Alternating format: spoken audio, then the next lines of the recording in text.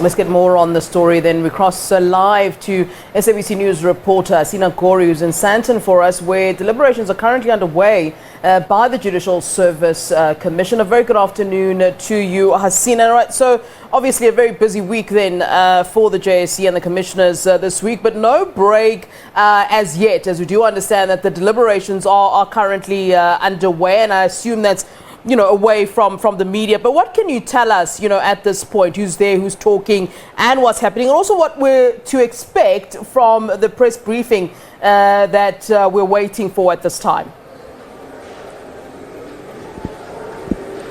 Good afternoon, Flo. Yes, as you mentioned, a very, very busy week here at the Capital Hotel, where the commissioners of the Judicial Service Commission have been really interrogating and probing those 4 top jurors of the country for that head of the judiciary position, for the Chief Justice position.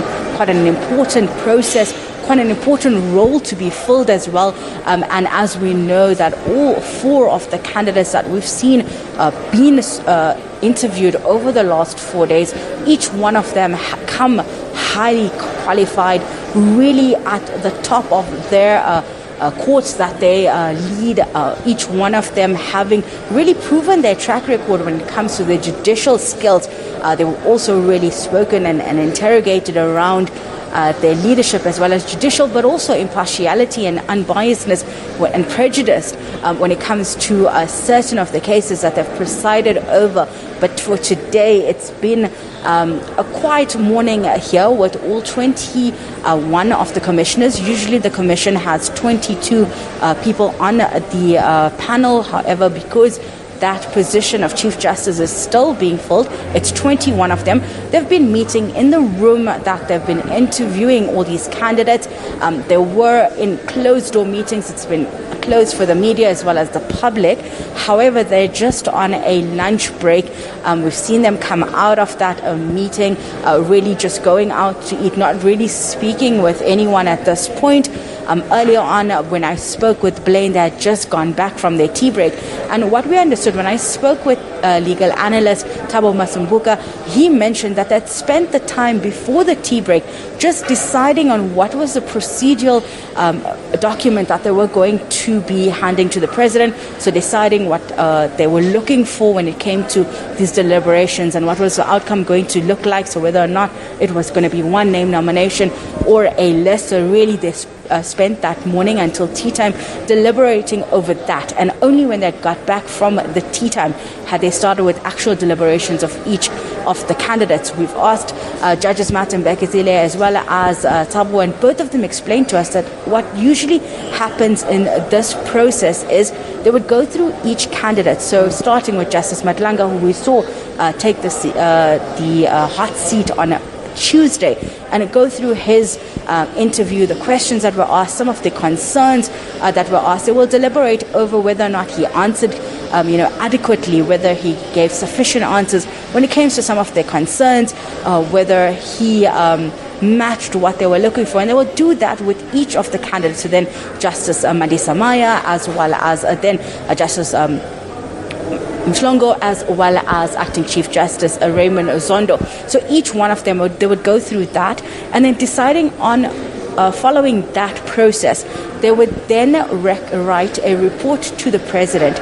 And we've asked this question to the JSC as well as to all many of the legal analysts that we spoke to, especially the 2 that we spoke with today, trying to understand what exactly will come out of this recommendation, whether it would be one name or would it be a report. And many saying that they assume that it will be a report that would be sent through to the president, ranking each candidate according to their preference. So from 1 to 4, and scored according to skills, leadership qualities, as well as management skills, all the different qualities that are needed for a Chief Justice, and that will be sent to the president. And according to the Constitution, the privilege for appointment of the Chief Justice lies with the President following consultation. So even despite that list that the JSC or recommendation and report that will be sent by the JSC to the President, President Cyril Ramaphosa has the prerogative to appoint whoever he deems fit from the 4 candidates, from the 4 shortlisted candidates. He has that final authority on who would be the next Chief Justice. So as I mentioned, they're still on lunch break at the moment. They should go back if they've just started now at 2 o'clock. Usually it's an hour, so 3 o'clock. And then following that, we're hoping, and we were told by the JSC media team that there would be a press briefing. We're unsure what exactly will come out from that, whether they will present us with names, whether they will present us with reasonings around, the candidates that they're preferring, or whether it would just be to tell us that the process has been concluded and when the report will be sent through to the president. So we're waiting on that. We're told that it could be a late afternoon or early evening because we've seen those interviews, some of them, 8 hours. Yesterday, Acting Chief Justice Raymond Zondo really being on that hot seat for almost 12 hours. So it's a lot of information that they would now deliberate, debate, and analyze before they write that report. It's quite an important process, one that, enshrined within the Constitution, and one that we need, to be done very thoroughly.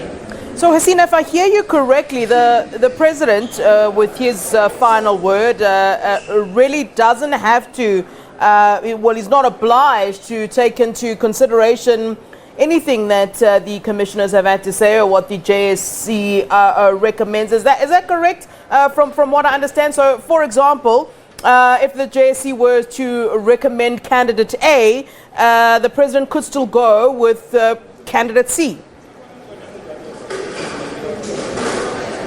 Yes, according to the Constitution, it allows that privilege to be with the president. He has to just consult, which he has done. And I just want to give you some interesting information. This is the first time since the dawn of democracy that the president has given the JSC more than one name, or more than one candidate to interview for the Chief Justice. They've interviewed multiple candidates when it comes to the Constitutional Court judges that sit on the bench.